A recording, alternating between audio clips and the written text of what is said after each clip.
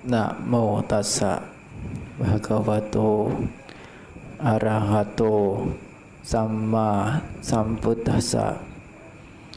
Namo tassa bhagavato arahato samma sambuddhassa. Namo tassa bhagavato arahato samma sambuddhassa. Karaneya matta kusalena yantang santang padang abhisamecca ti. Bapak, Ibu, saudara-saudara upasaka dan upasika yang budiman, kita sedang berada dalam program sebulan pendalaman Dhamma. Ini merupakan satu kegiatan bajik yang patut dipuji, patut dihargai. Meskipun setahun sekali, program ini apabila berjalan dengan baik akan memberikan manfaat yang tidak sedikit kepada kita sebagai peserta kegiatan ini. Untuk melaksanakan program demikian ini tidak mudah. Melalui perencanaan program harus melakukan satu kesibukan, mengundang para pembabar untuk bisa hadir, yang mana kehadiran mereka semua juga tidak mudah. Paling tidak mereka yang datang dari tempat yang jauh, kita harus menyediakan biaya sebagai transportasinya. Meskipun sebagai hal yang besar, tampak sebagai hal yang kecil apabila dibandingkan dengan seberapa disayangkan apabila kegiatan yang sangat terpuji ini bisa tersia-siakan. Ada tetapi tidak hadir, hadir tetapi tidak mengikuti kegiatan dengan kesungguhan hati. Ini adalah satu bentuk bagaimana kita bisa datang menghormat kepada Tiratana, mendengar Dhamma dengan kesungguhan hati, mendengar Dhamma dengan perhatian, dengan keyakinan, adalah satu bentuk menghormat kepada Buddha, kepada Dhamma, kepada Sangha. Untuk itu akan sangat beruntung mereka yang meneguhkan keyakinan, menetapkan kesungguhan hati dalam mendengarkan uraian Dhamma. Pada kesempatan malam hari ini saya akan membahas sesuatu yang sangat mendasar. Artinya mendasar adalah bahwa yang akan dibahas itu adalah hal-hal yang dekat dengan kita dan adalah satu hal yang sering kita geluti. Tidak lain adalah membicarakan masalah Karaniya Metta Sutta. Sutta ini dibacakan sering sekali, tetapi meskipun sering kali dibacakan, ada sedikit rasa kecurigaan di dalam hati saya. Bukannya merendahkan, sebatas apa mereka yang membaca mengerti apa yang terkandung di dalamnya. Seberapa mereka yang mengerti apa yang terkandung di dalamnya dapat mengembangkannya di dalam batin dan kemudian menuangkannya ke dalam ucapan, perbuatan dalam kehidupannya sehari-hari. Tidak hanya bagaimana cara menuangkannya ke dalam ucapan dan perbuatan, sekadar bagaimana memahami saja, bagaimana mengerti apa yang dibaca, masih ada keraguan tentang pemahaman yang semestinya.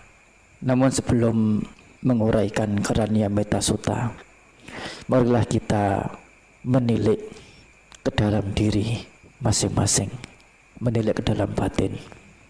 Sampai di manakah kita sudah memiliki keyakinan terhadap agama Buddha, terhadap ajaran Sang Buddha, terhadap sama Sang Buddha? Seberapa besar kita telah menumbuhkannya, mengembangkannya, punya keyakinan. Yakin mempunyai makna yakin terhadap Sang Buddha, yakin terhadap pencapaian penerangan sempurna yang telah dicapai oleh Sang Buddha, yakin terhadap ajaran beliau, bahwasanya perbuatan merupakan dasar dari seseorang untuk memiliki keberadaan yang berbeda-beda. Hal-hal yang baik akan mendatangkan kebahagiaan, hal-hal yang buruk akan mendatangkan penderitaan. Merupakan satu ajaran yang seseorang setelah memiliki keyakinan, memiliki kepercayaan terhadap dhamma atau ajaran ini, disebut telah menegakkan keyakinannya. Salah satu nama lain dari agama Buddha, ajaran Sang Buddha adalah Kamawati, atau ajaran tentang perbuatan. Perbuatan ini menjadi sebab dari apa yang akan menjadi keberadaan masing-masing orang, masing-masing kehidupan. Memiliki keyakinan yang kuat, yang mantap, yang berarti kita telah menyerahkan, kita telah menumpahkan segala apa yang ada pada diri kita kepada Sang Buddha, bergantung kepada Sang Buddha, dalam arti apa yang menjadi anjuran, apa yang menjadi arahan, kita pegang untuk dilaksanakan. Apa yang dicela oleh Sang Buddha, apa yang tidak diizinkan oleh Sang Buddha, tidak melakukannya. Oleh karena apabila dilakukan, kita berarti belum kuat keyakinan kita kepada Sang Buddha, melakukan apa yang Sang Buddha tidak anjurkan, yang Sang Buddha cela. Dengan mengikuti apa yang Sang Buddha ajarkan, melaksanakan hal yang baik yang dipuji oleh Sang Buddha, Sang Buddha mengatakan itu akan mengantarkan seseorang kepada kebahagiaan. Sehingga ajaran-ajaran banyak yang menyampaikan tentang bagaimana seseorang semestinya berbuat baik demi mencapai kebahagiaan. Dan kebahagiaan yang dikatakan di sini bukan sekadar sebagai iming-iming, sebagai bentuk rayuan untuk melakukannya. Seseorang akan bahagia, betul-betul bahagia, apabila mau menumbuhkan, memantapkan, mengembangkan kebaikan. Sebaliknya, seseorang akan jatuh ke dalam kesengsaraan, disebut dengan kemerosotan, disebut dengan kejatuhan, disebut dengan tidak ada tempat pergi. Niraya artinya tidak ada tempat untuk pergi, tidak ada tempat untuk pindah, tidak ada kemajuan di sana.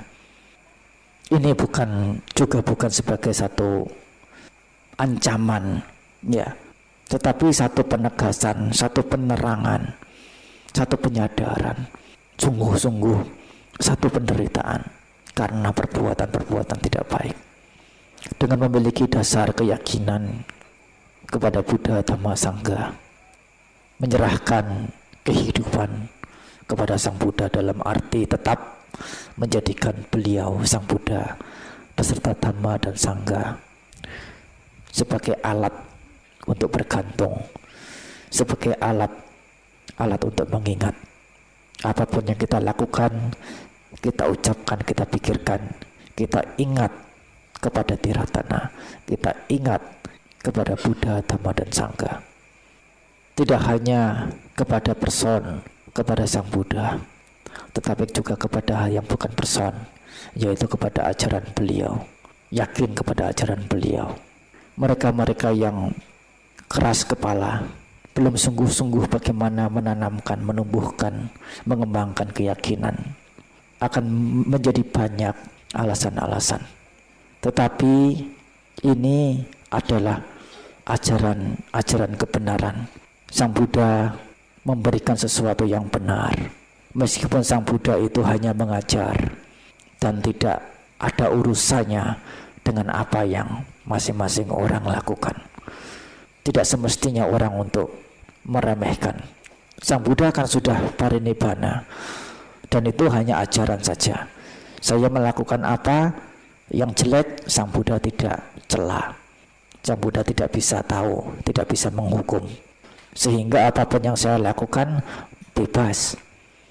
Memang bebas. Tetapi ini adalah ucapan benar, ucapan mulia dari seorang sama Sang Buddha. Dengan alasan-alasan karena dorongan kotoran batin yang bercokol di dalam benak, di dalam pikiran. Muncul kilahan-kilahan untuk membenarkan keburukan. Melakukan hal-hal yang tidak terpuji, yang tidak patut. Yang mana setelah buah-buah dari apa yang dilakukan, baik yang perbuatan buruk ataupun yang perbuatan baik, biasanya orang baru menyadari tentang apa yang dilakukan yang tidak baik ataupun yang baik itu. Pengantar ini penting sebelum masuk ke ulasan Karaniya Metta Sutta. Bahwasanya seseorang harus yakin dulu kepada Sang Buddha, ajaran beliau. Yakin kepada perbuatan. Apa yang dilakukan memberi konsekuensinya, memberi urutan buahnya, menumbuhkan, menegakkan pengertian yang demikian ini dalam-dalam. Karaniya Metta Sutta disabdakan sebagai satu ajaran bagaimana seseorang bisa bertindak dengan sesuai, dan tidak hanya sesuai saja, bertindak dengan harapan kebahagiaan dari akibat tindakannya itu. Saya tidak merinci bagaimana asal mula Karaniya Metta Sutta ini disabdakan, tetapi akan langsung menguraikan sebatas waktu mengizinkan. Karaniya matta kusalena jantang santang padang abisameja.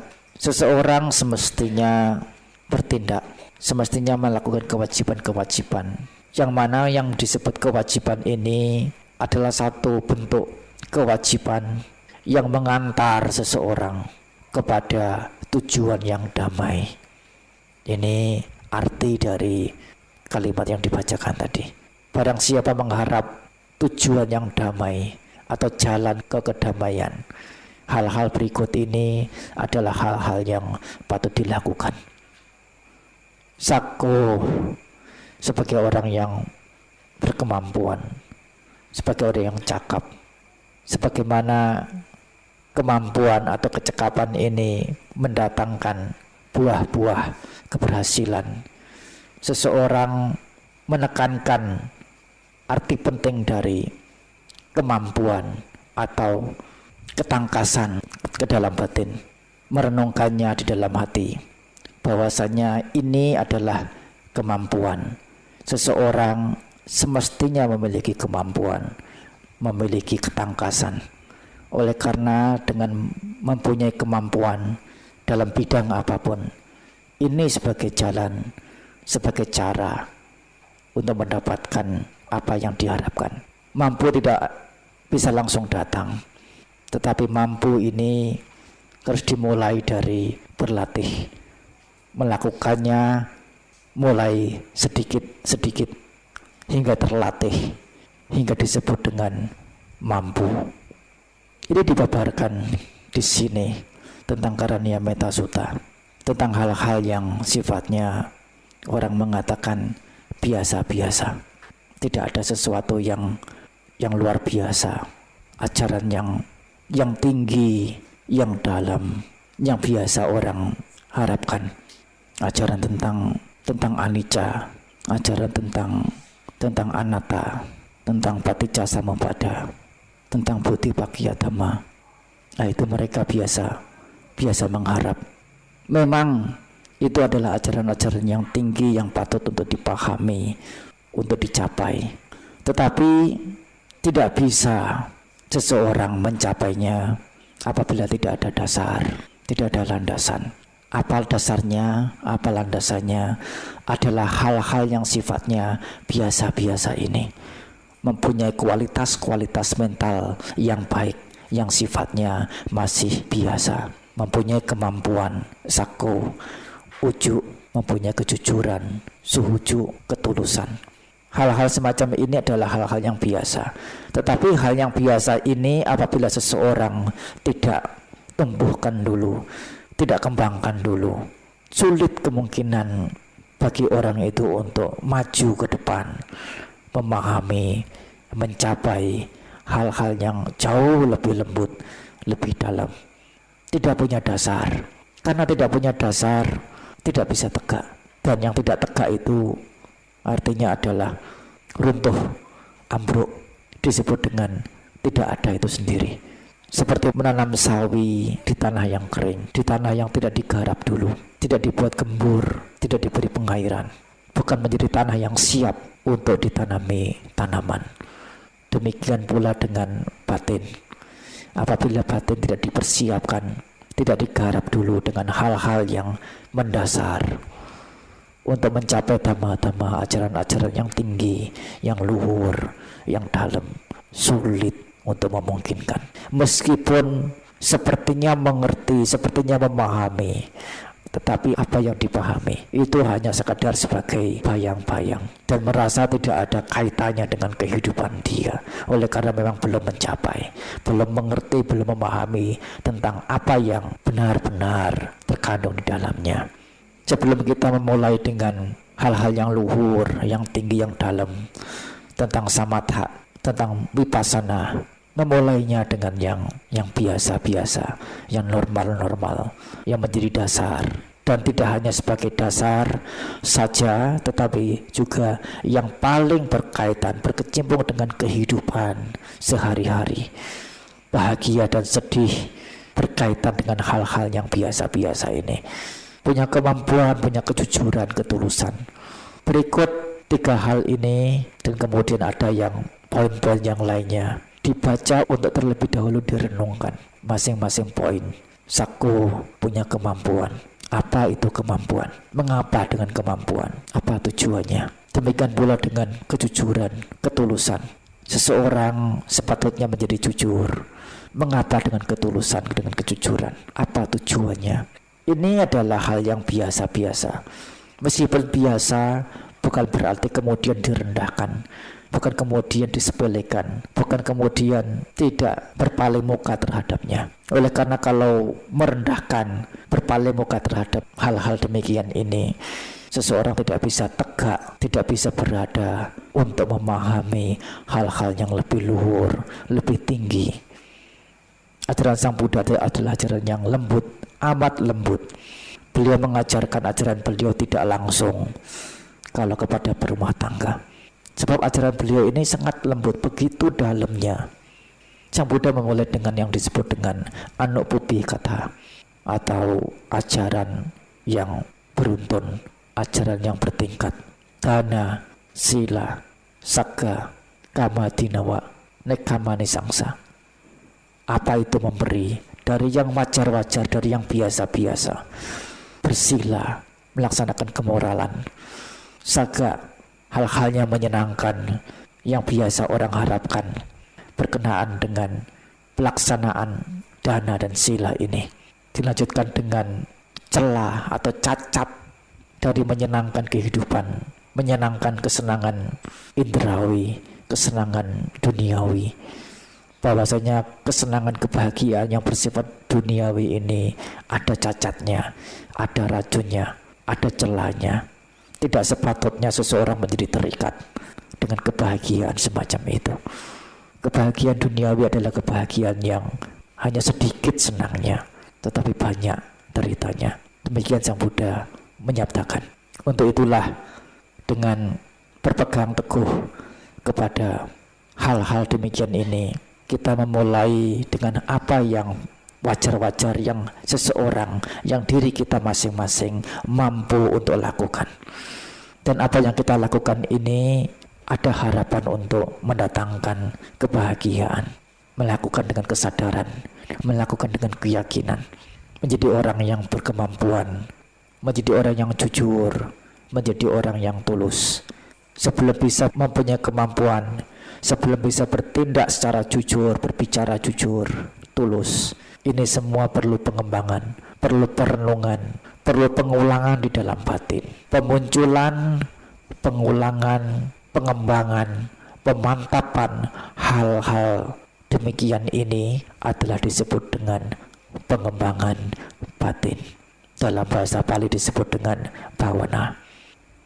Bhavana tidak hanya samatha, itu niwarana 5 dihancurkan, mencapai jhana pertama, ada vitaka wicara, ya.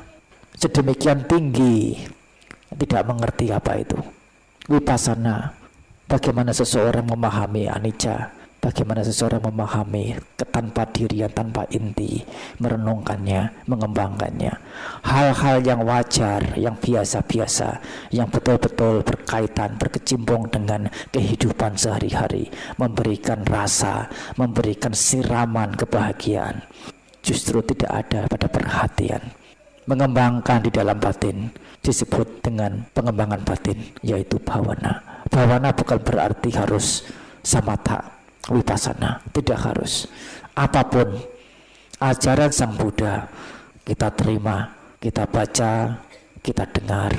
Setelah kita baca, kita dengar, belakang hari kita munculkan dalam batin, memunculkannya, mengulang-ulangnya, mengembangkannya, memantapkannya di dalam batin. Proses yang disebutkan semuanya ini disebut dengan pengembangan batin atau bhavana. Bahasa sehari-hari kita menyebut dengan istilah meditasi. Ini sebagai objeknya, objek tentang kemampuan, objek tentang kejujuran, objek tentang ketulusan. Sebelum hal-hal demikian ini tertuang dalam bentuk perbuatan dan ucapan, serta juga pikiran, kita perlu mempersiapkan bagaimana pikiran bisa menggunakan hal-hal luhur ini sebagai dasar dalam berpikir, berbicara, maupun berbuat. Suwaco mudu anatimane, sebagai orang yang mudah dibetulkan, mudah diingatkan, mudah dinasihati, sebagai orang yang lembut, tidak kasar, anatimane, tidak sombong, tidak congkak. Bahwasanya apabila 3 hal baris yang kedua ini seseorang bisa mengembangkan di dalam batin, kebahagiaan di dalam dan juga kebahagiaan orang di sekitarnya, termasuk orang-orang di dalam keluarga, juga akan bisa menikmati. Apa yang berhubungan dengan kebahagiaan sehari-hari, baik kebahagiaan pribadi ataupun kebahagiaan dalam keluarga, patut menjadi bahan perhatian. Harapan-harapan kebahagiaan yang di luar dari hal ini memang boleh, memang bisa, memang dipersilahkan untuk dicapai. Tetapi kebahagiaan-kebahagiaan yang mendasar, bagaimana seseorang bisa menumbuhkan nilai-nilai luhur, nilai-nilai bajik yang berkaitan langsung dengan diri sendiri, keberadaan dirinya dalam keseharian, bisa berbahagia, bisa tentram sesuai dengan apa yang menjadi anjuran ajaran dari Sang Buddha, yang membawa tidak hanya kepada diri sendiri tetapi juga lingkungan sekitar, terutamanya keluarga, ikut tentram, ikut sejahtera karena diri sendiri. Menjadi orang yang mudah dibetulkan, artinya menjadi orang yang tidak keras kepala, menjadi orang yang tidak sombong, artinya bukan orang yang tinggi hati, yang congkak, yang mana apabila terlontar keluar sampai terlihat keluar meskipun oleh keluarga sendiri, orang yang ada di dalam keluarga itu akan menjadi resah, menjadi gelisah, menjadi tidak tentram. Apabila seseorang sudah keras kepala, tidak hanya keras kepala tapi juga kasar dalam bertindak, menjadi orang yang sombong, menjadi orang yang congkak. Sebetulnya hal yang demikian ini tidak begitu perlu untuk dijelaskan secara rinci, oleh karena keberadaan hal-hal ini adalah hal-hal yang biasa. Kita sudah setiap hari mendengar dan kadang-kadang juga memberitahu, mengajar, menasihati yang lainnya dengan kata-kata yang ini.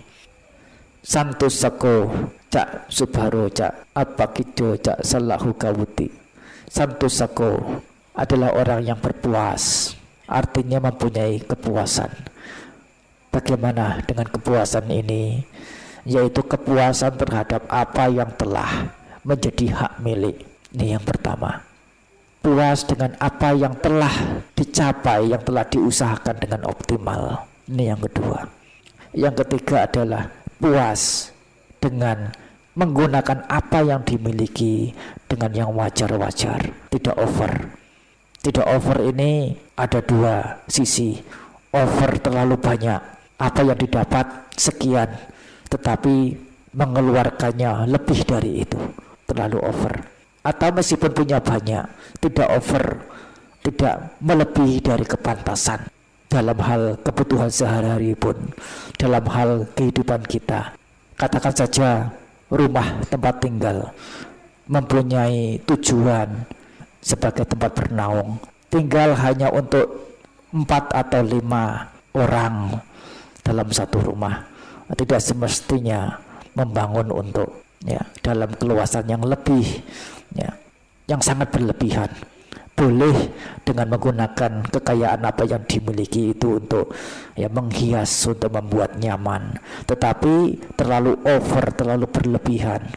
Orang bijaksana tidak melakukannya. Orang bijaksana akan menggunakan segala sesuatu yang dimiliki itu dengan sesuai, menggunakannya yang pantas-pantas.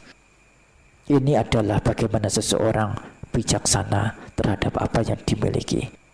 Santusako mempunyai cakupan dalam 3 hal ini. Santusako ini bukan berarti diajari untuk bermalas-malasan, berpuas, tidak begitu. Kepuasan di sini yang dimaksudkan adalah puas dengan apa yang menjadi hak miliknya, yang artinya tidak menjadi senang, tidak menjadi mengharap dengan apa yang bukan menjadi hak miliknya. Ini yang dimaksud.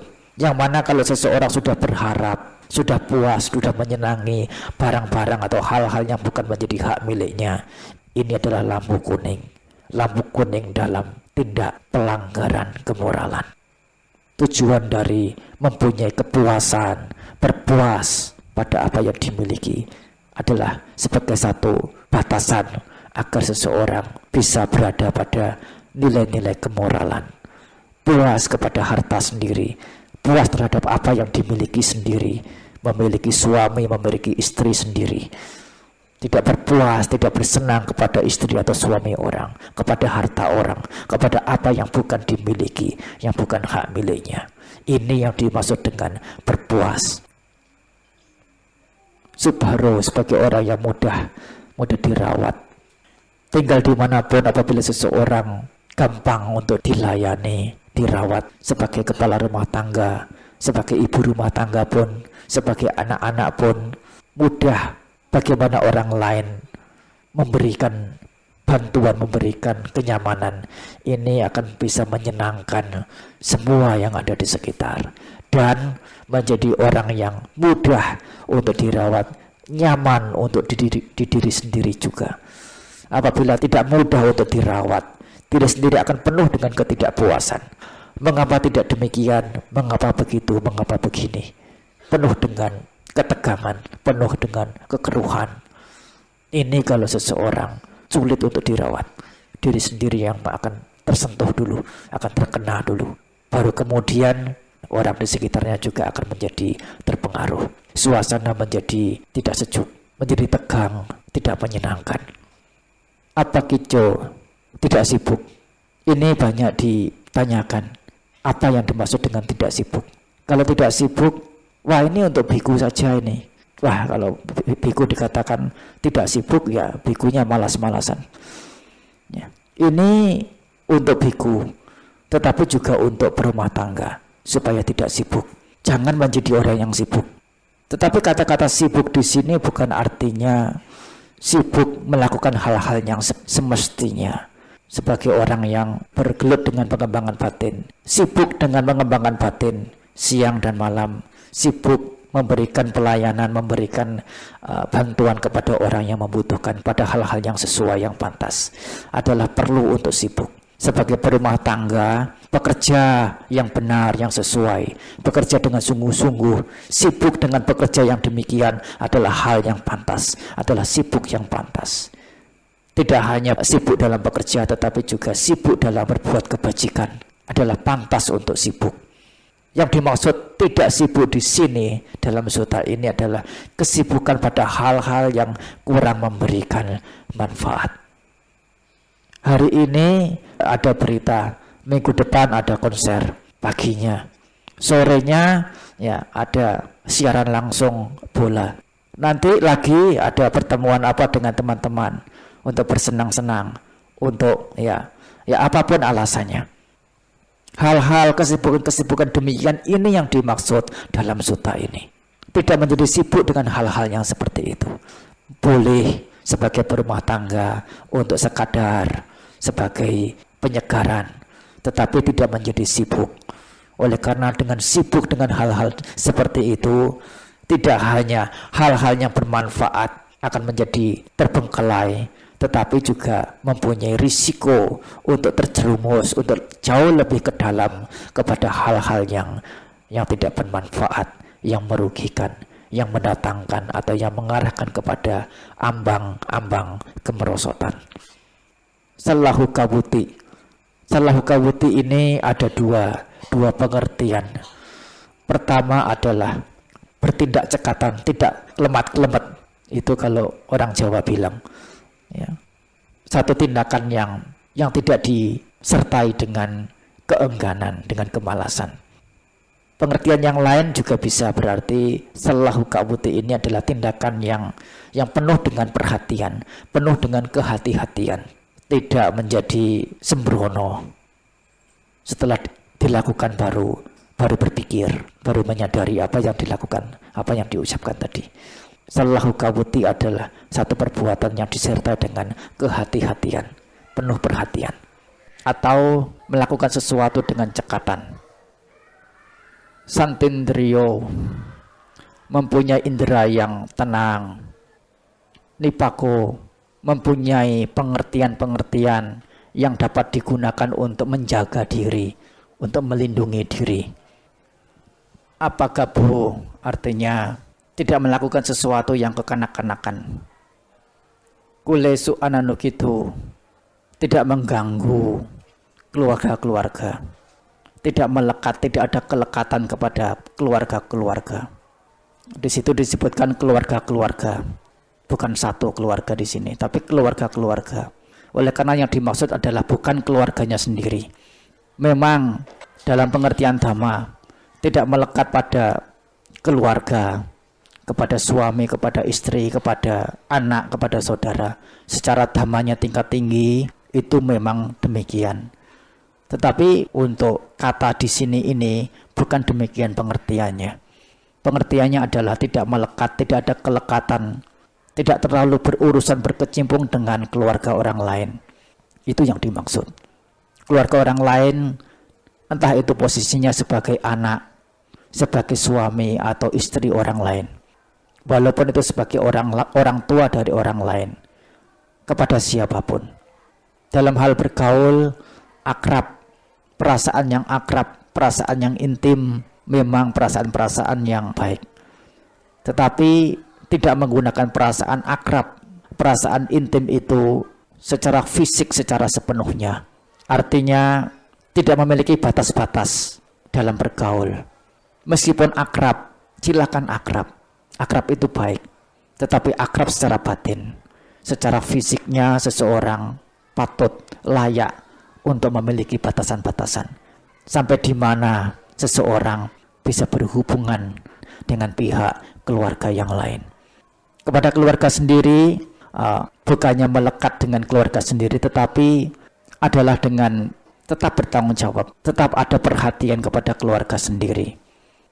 Yang mana bukan pengertian bahwasanya tidak melekat pada keluarga itu adalah tidak melekat pada anggota keluarga sendiri. Seseorang dalam anggota keluarga, entah sebagai istri, sebagai suami, sebagai orang tua, ataupun sebagai anak-anak, masih tetap mempunyai tanggung jawabnya masing-masing. masih patut untuk mempunyai perhatian kepada keluarganya. Tidak melekat bukan berarti membiarkan mereka terserah apa yang mereka lakukan. Tidak demikian. Pada suta ini tidak melekat pada keluarga-keluarga, artinya adalah tidak melekat, tidak mempunyai banyak kesibukan dengan keluarga yang lainnya. Ini yang dimaksud. Seorang biku tidak terlalu lekat kepada berumah tangga. Bukan berarti terus kemudian menghindar sejauh mungkin. Oleh karena kehidupannya, seluruh kehidupannya itu bergantung pada berumah tangga. Apabila menghindar sejauh mungkin, dia akan kekurangan dukungan. Demikian pula pihak berumah tangga yang dijauhi oleh para biku, para pertapa, juga akan mendapatkan efek negatif, yaitu menjadi segan, menjadi sungkan, menjadi tidak dekat untuk menanyakan hal-hal yang patut ditanyakan, mendapatkan pengetahuan yang patut diketahui, untuk mendengarkan ajaran yang patut untuk diterima. Jadi hubungan di sini masih tetap ada, tetapi dalam batas-batas yang wajar. Santindriyo cak nipako cak apa kebo kulesu anak nukido nak cak gudang semacam kinci, ya. Tidak melakukan kesalahan walaupun kecil yang dapat dicela oleh para bijaksana. Apa itu yang dimaksud dengan kesalahan? Yaitu dasa aku salah kamapatha, atau cara-cara bertindak secara salah. Ada 10 hal. 3 pertama tentang perbuatan, yaitu perbuatan-perbuatan yang tidak susila, membunuh, mencuri, perbuatan asusila. Ini adalah perbuatan lewat tubuh, lewat jasmani. 4 perbuatan lewat ucapan, berbohong, berucapan menghasut, berkata-kata kasar, kata-kata membual. Ini adalah 4 tentang ucapan. Dan 3 lagi di dalam batin, yaitu keserakahan, kebencian, dan kebodohan, pandangan salah. Semuanya ada 10. 10 hal ini disebut dengan tindakan-tindakan yang salah, yang dicela oleh para bijaksana. Siapa para bijaksana? Yaitu adalah Sang Buddha, para Paceka Buddha, para Sawaka Buddha, atau orang-orang bijaksana yang lainnya. Berikutnya adalah Sukino wa kemino huntu sabbe sata bhawantu sukitata. Semestinya dia berpikir, semoga semua makhluk aman tenteram, semoga semua makhluk mendapatkan kebahagiaan. Ini adalah satu cara bagaimana seseorang bisa mengembangkan hal-hal yang indah, hal-hal yang membahagiakan di dalam batin, yaitu dengan menumbuhkan pikiran cinta kasih. Semoga saya berbahagia. Apa yang disebutkan di sini ada sebabnya, yaitu dengan tidak memiliki pikiran bermusuhan, tidak memiliki pikiran membenci, tidak memiliki pikiran yang menyakiti terhadap pihak lain, terhadap siapapun. Dengan menumbuhkan pikiran-pikiran yang demikian, inilah dikatakan dengan pikiran yang dipenuhi dengan cinta kasih. Pemancaran pikiran tentang cinta kasih disebutkan jauh setelah hal-hal yang disebutkan sebelumnya. Sako uju cak suhuju cak. Orang sebagai orang yang berkemampuan, sebagai orang yang jujur tulus, sebagai orang yang mudah dinasehati, dan sebagainya dan sebagainya. Ini menandakan bahwasanya ini adalah bukan pemikiran yang mudah, yang biasa bagi kebanyakan orang. Yang mana kebanyakan orang alih-alih untuk menimbulkan pikiran yang cinta kasih, mereka lebih banyak memunculkan pikiran keiri hatian. Tidak senang yang lainnya, apalagi mereka yang mendapatkan hal-halnya menyenangkan. Biasanya orang berpikiran demikian. Berpikiran demikian meskipun kepada teman sendiri. Iri hati meskipun kepada saudara sendiri. Meskipun kepada suami atau istri sendiri, kepada keluarga sendiri. Jadi praktek memancarkan, memunculkan cinta kasih bukan praktek yang biasa. Adalah satu praktek yang luhur, yang mulia, yang jarang dimiliki oleh seseorang. Oleh karena jarang dimiliki oleh seseorang, itulah yang perlu pemahaman, yang perlu tingkatan batin tertentu, sehingga diletakkan setelah hal-hal yang lainnya itu dikembangkan. Mengharapkan orang lain berbahagia, mengharapkan orang lain lepas dari derita, tidak mungkin itu terjadi apabila diri sendiri belum mencintai diri sendiri. Apabila seseorang belum mengembangkan pengertian-pengertian yang luhur, menjadi orang yang mampu, yang jujur, yang tulus, mudah dinasihati, lemah lembut, dan sebagainya, yang kesemuanya ini adalah sebagai alat, sebagai cara bagaimana seseorang untuk mencintai diri sendiri. Seseorang yang tidak mengetahui manfaat untuk diri sendiri, bagaimana mungkin dia disebut dengan mencintai diri sendiri? Dan karena telah mengerti, memahami bagaimana cara mencintai diri sendiri dan bagaimana mendapatkan cinta dari diri sendiri, inilah seseorang dikatakan telah siap untuk memancarkan cinta kasih yang dimilikinya kepada yang lain. Dalam sutta ini disebutkan kalimat Sabbe Satta Bhavantu Sukhitata 2 kali. Kalimat yang pertama, yang atas, adalah bagaimana seseorang bisa menilik kepada batinnya sendiri. Semoga dengan mempunyai pikiran cinta kasih, tidak membenci, tidak memusuhi, tidak menyakiti makhluk yang lain ini, menyebabkan, mengkondisikan batin sendiri memperoleh kebahagiaan. Bahagia tidak muncul karena sugesti. Bahagia tidak muncul begitu saja, hanya dengan mengucapkan semoga saya berbahagia sering-sering. Tanpa makna, tanpa dasar, tidak akan memberikan efek apapun. Meskipun ada, itu pun amat kecil. Sebabnya adalah dengan bagaimana membawa diri kepada hal-hal yang bermanfaat sebagai sebab bagaimana diri sendiri bisa bahagia, bisa lepas dari derita. Semoga saya berbahagia ada sebabnya, yaitu melakukan hal-hal yang bermanfaat sebagai orang yang jujur, tulus, sebagai sebab bagaimana seseorang bisa menumbuhkan kebahagiaan lepas dari derita. Demikian pula apabila seseorang memancarkan cinta kasihnya kepada makhluk lain. Yeke cipana bhutati, makhluk apapun yang ada, tak sawa tawarawa anawasesa, yang goyah ataupun yang mantap. Kata yang goyah ini yang dimaksud adalah mereka-mereka yang masih goyang, masih bisa goncang oleh 8 kondisi dunia. Apa itu? Bahagia dan penderitaan, sanjungan dan celaan, mendapatkan kedudukan, mendapatkan ketenaran dan kehilangan kedudukan, ketenaran, mendapatkan atau kerugian. Ini adalah 8 hal. Mereka-mereka yang masih diguncang oleh 8 hal ini disebut orang yang masih goyah.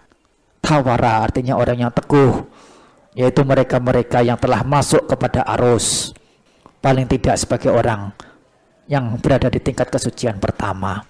Meskipun mereka masih goyah, tetapi kegoyahan mereka tidak membawa kepada ke alam-alam kemerosotan.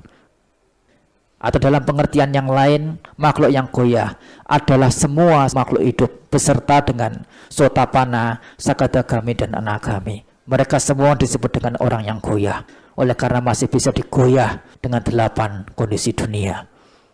Hanya mereka yang teguh, satu jenis orang, yaitu Arahanta. Digawa Mahantawa, makhluk-makhluk yang panjang tubuhnya atau yang besar. Di kitab ulasan, makhluk yang panjang itu seperti makhluk sebangsa ular atau binatang melata yang lainnya, atau ikan-ikan di lautan mempunyai bentuk yang panjang. Atau makhluk-makhluk yang besar, antara lain adalah gajah, jerapah, kerbau, sapi, badak, ya, atau binatang-binatang yang di perairan yang mempunyai bentuk besar. Majjhima artinya yang tengah-tengah, yang sedang-sedang, ya, katakan saja itu kambing atau anjing, ya, atau kucing, ya, sebagai makhluk yang sedang-sedang. Rasaka artinya yang kecil, ya, yang kutu-kutu, ya, atau serangga yang lainnya disebut dengan makhluk yang kecil. Anukatula yang tidak gemuk, yaitu yang kurus ataupun yang gemuk. Tithawa capia tithawa, yang dapat terlihat ataupun yang tidak dapat terlihat. Makhluk yang dapat terlihat adalah makhluk-makhluk yang telah disebutkan tadi. Yang tidak dapat terlihat seperti misalnya adalah makhluk peta, makhluk asura, makhluk neraka, alam dewa. Anye macatawerino, mereka-mereka yang mempunyai pikiran yang tengah-tengah, yang sedang-sedang, tidak dijangkiti dengan kebencian, tidak dijangkiti oleh keserakahan. Dan juga mereka-mereka yang sedang dijangkiti oleh permusuhan, kebencian. Ini yang dimaksud dengan anye majatawerino, mereka-mereka yang tengah-tengah dan mereka-mereka yang sedang ada dalam permusuhan. Yeture santik wa santi awidure, yang jauh ataupun yang dekat. Mereka-mereka yang jauh adalah mereka-mereka yang tidak ada dalam lingkup pandangan atau pendengaran kita. Mereka yang dekat adalah mereka yang ada dalam lingkup pandangan atau pendengaran seseorang. Bhutawa sambewe siwa, mereka yang telah menjadi ataupun yang sedang mencari. Sambawesi ini adalah satu makhluk yang masih mencari. Buta itu adalah makhluk yang telah menjadi. Maksud dari makhluk yang telah menjadi adalah mereka-mereka yang telah tegak dalam dhamma, yang telah muncul dalam dhamma, yang telah mencapai penerangan dalam dhamma. Sedangkan mereka yang disebut makhluk mencari adalah mereka-mereka yang masih mencari hal-hal yang dapat memberikan kebahagiaan. Oleh karena selalu mencari kesenangan, selalu mencari kebahagiaan dan belum ketemu. Meskipun mereka menemukan kebahagiaan yang ditemukan itu adalah kebahagiaan yang sifatnya sementara setelah muncul dan harus mencari lagi dan mencari lagi. Dan mereka yang telah menemukan kebahagiaan yang luhur, yang tertinggi, disebut dengan makhluk yang tidak mencari lagi, disebut makhluk yang telah menjadi. Semoga mereka semuanya tanpa kecuali berbahagia. Semoga mereka semua lepas dari derita. Apakah dengan kata-kata pengharapan demikian ini kemudian mereka semua menjadi berbahagia secara otomatis, bisa langsung terlepas dari derita? Tidak. Tetapi melalui pengharapan semoga mereka bisa melakukan hal-hal yang bermanfaat kepada diri sendiri sebagai orang yang mampu, sebagai orang yang jujur, yang tulus dan sebagainya, seperti diuraikan di awal. Semoga mereka semua mempunyai pemikiran yang demikian ini, sehingga apabila telah melakukan hal-hal yang bermanfaat, melepaskan diri dari pikiran membenci, pikiran menyakiti, mereka semua akan mendapatkan kebahagiaan. Dijelaskan bagaimanakah makhluk satu dengan yang lainnya itu diharapkan untuk menjadi, yaitu kita mengharapkan semoga semua makhluk itu satu sama lainnya tidak melakukan hal-hal yang buruk, yang menyakiti satu sama lainnya, tidak merendahkan, tidak menghina siapapun, bukan karena marah, karena kebencian, kemudian mengharapkan kecelakaan dari yang lainnya.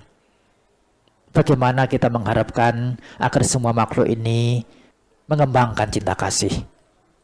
Kita telah mengembangkan cinta kasih untuk diri sendiri, yaitu memunculkan dan mengembangkan pikiran yang tanpa benci, tanpa bermusuhan, tanpa menyakiti, sebagai orang yang telah dapat dikatakan memiliki kebahagiaan, lepas dari derita. Dan karena memiliki kebahagiaan lepas dari derita sebagai satu bukti dari mencintai diri sendiri secara benar, inilah seseorang mampu kemudian untuk memberinya, untuk memancarkannya kepada makhluk lain. Atanance piang janya rakyat nang surakitang. Apabila seseorang tahu bahwa diri sendiri adalah dicinta, semestinya dia menjaga diri sendiri dengan baik, yaitu dengan melakukan hal-hal yang bermanfaat. Bagaimana mengharapkan, bagaimana mencari cara agar diri sendiri mendapatkan kebahagiaan. Kebahagiaan yang bukan sekadar kebahagiaan yang sementara, kebahagiaan dari nafsu, kesenangan indrawi, tetapi kebahagiaan yang lebih luhur. Disebutkan bahwasanya Cinta kasih itu seperti bagaimana seorang ibu terhadap putra kandungnya yang tunggal. Jangankan putra kandung yang tunggal, punya putra berapa banyak pun, apabila yang namanya ibu ini, ia akan mencintai anaknya itu tanpa batas, meskipun dengan kehidupannya sendiri. Dan tidak hanya anak kandung, meskipun itu anak pungutan, apabila telah merasa bahwa dia sebagai ibu dari anak itu, akan memperjuangkan demi kebahagiaan anaknya. Satu bentuk cinta, penuangan atau pemancaran demi kebahagiaan yang lainnya yang besar sekali. Demikianlah hendaknya seseorang memancarkan cinta kasihnya kepada semua makhluk. Pemancaran cinta kasih merupakan satu pengembangan bagaimana seseorang terlepas dari kebencian. Kebencian ditunjuk oleh Sang Buddha sebagai sumber dari derita. Kebencian ini mempunyai cabang-cabang, termasuk di dalamnya adalah keiri hatian, kekecewaan, marah, dendam, muncul karena kebencian. Apabila seseorang telah dirasuki oleh hal-hal demikian itu, disebut dengan pikiran yang berada dalam penderitaan. Dia disebut dengan orang yang belum mampu mencintai diri sendiri, tidak mampu untuk membawa dirinya kepada kebahagiaan. Dan mencintai diri sendiri, mencintai makhluk yang lainnya ini, meskipun dhamma yang tinggi, dhamma yang luhur, tetapi masih saja dianggap sebagai dhamma yang tidak terlalu luhur. Oleh karena ada hal-hal yang lebih luhur lagi, yaitu pada kalimat berikutnya. Seseorang sepatutnya memancarkan cinta kasih ini dalam posisi bagaimana saja. Sewaktu berbaring, sewaktu duduk, sewaktu berjalan atau berdiri, sebelum lelap, artinya selama sadar, setiap saat patut untuk mengembangkan cinta kasih. Setelah terbiasa, setelah mantap dengan pengembangan cinta kasih ini, seseorang tidak terikat oleh pandangan-pandangan. Yang dimaksud dengan pandangan di sini adalah pandangan keliru, yang secara rangkumannya ada 62 jenis pandangan keliru. Pandangan tentang kekekalan, pandangan tentang bahwasanya perbuatan itu tidak ada, natika titik. Ya. Pandangan tentang kekosongan, tidak ada sesuatu, tidak ada makhluk, tidak ada bumi, tidak ada apa yang dilihat, tidak apa yang bisa didengarkan. Ini disebut dengan natika titik. Ya. Bagaimana memiliki pandangan yang benar, yaitu memiliki pandangan tentang 4 kebenaran mulia. Idang tukang, ini adalah derita. Apa itu derita? Ratap tangis adalah derita. Kelahiran adalah derita. Usia tua, penyakit, kematian adalah derita. Kesedihan, derita jasmani, derita batin, keputusasaan adalah derita. Kemelekatan yang muncul karena adanya jasmani, kemelekatan yang muncul karena adanya perasaan, kemelekatan yang muncul karena adanya pemikiran, ingatan, kesadaran indera adalah penderitaan.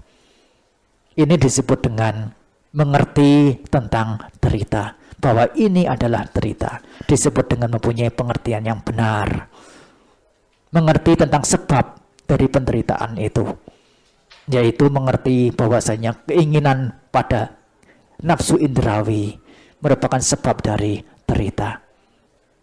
Ingin karena ada perasaan. Mengapa merasakan? Merasakan karena ada kontak, yaitu mata melihat bentuk, telinga mendengarkan suara, sehingga muncul perasaan. Setelah muncul perasaan, muncul keinginan, yaitu keinginan mendapat atau keinginan menolak. Kalau yang didengar, yang dirasakan itu adalah hal yang menyenangkan, maka keinginannya adalah keinginan mendapat. Kalau yang didengar, yang dilihat itu adalah hal yang tidak menyenangkan, maka keinginannya adalah keinginan menolak. Dan perasaan muncul karena ada kontak.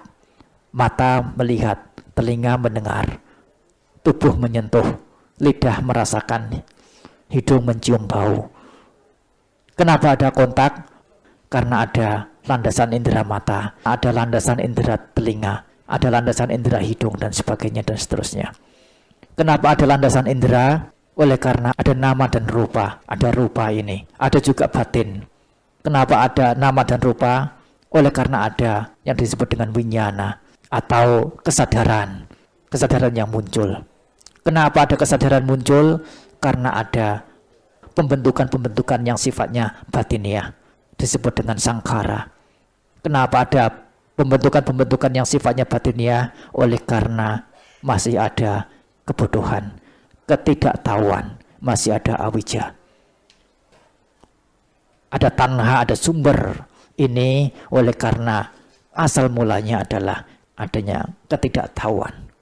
Dengan bekal mempunyai pandangan yang benar, memusnahkan ketidaktahuan inilah melepaskan pandangan-pandangan salah.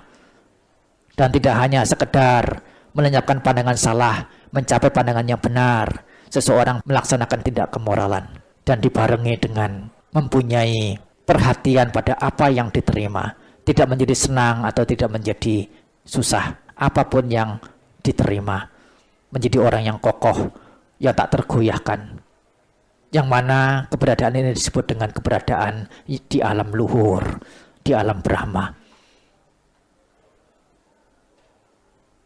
Seseorang yang telah mampu melaksanakan semuanya ini disebut sebagai orang yang tak terlahirkan lagi. Keberadaan mereka di alam Brahma, dan dari alam Brahma itu kemudian mengembangkan pengetahuan, mengembangkan pengertian menuju kepada kesucian yang lebih tinggi, yaitu arahata. Ini adalah rincian dari awal hingga akhir.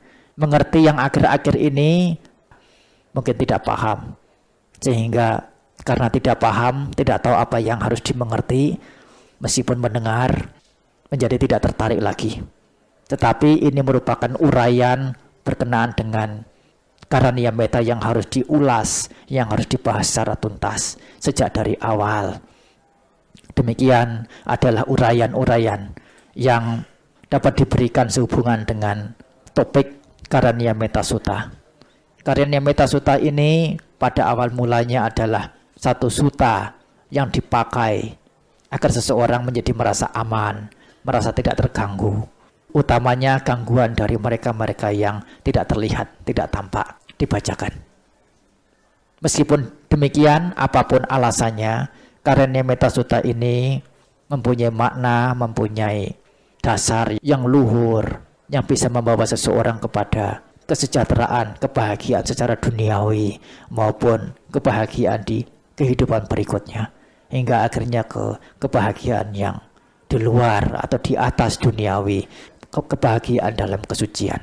Satu sutta ini apabila seorang umat Buddha dibekali dengan keyakinan, dibekali dengan pengertian-pengertian, menitik beratkan kepada tindakan-tindakan didasarkan pada Karaniya Metta Sutta ini, bisa membawa diri kepada segala hal yang diinginkan, termasuk kesucian. Demikian uraian yang bisa disampaikan. Semoga menambahkan pengetahuan, menambah manfaat kepada Bapak Ibu Saudara, upasaka dan upasika. Sekian ya, semoga berbahagia.